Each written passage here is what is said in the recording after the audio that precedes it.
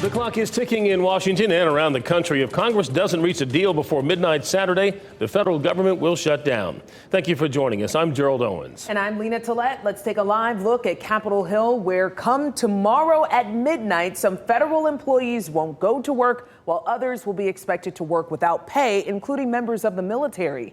WRAL's Willie Danley joining us live now after talking to a political science expert about what a shutdown could mean for our area. Willie. Lena, people that I spoke to today tell me a potential government shutdown would impact people all over the triangle, from military workers and custodial people to business owners. It could be awful, right? We're talking about people who may not be able to pay important bills, pay rents and mortgages until this is resolved. A potential government shutdown has been a hot topic of conversation. Political science professor Stephen Green from NC State tells me if the shutdown were to happen, lawmakers would not be the ones hit the hardest. So they're really just trying to make a point here. And again, the sad truth is that a lot of federal employees and people who depend on certain federal programs are going to be the ones who are going to suffer in the short term.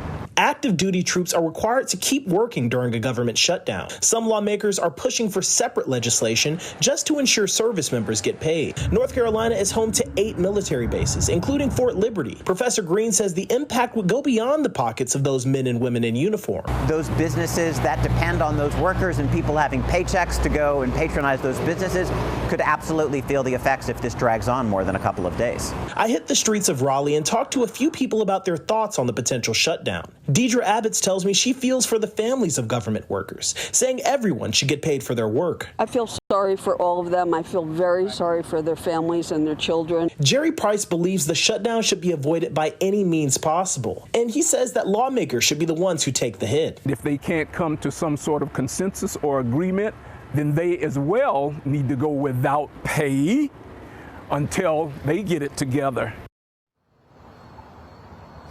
WRAL did reach out to Fort Liberty to find out how many military personnel or civilians on post would be impacted by this. But they said they didn't want to get involved in the politics of it all and referred us to the Office of Budget and Management.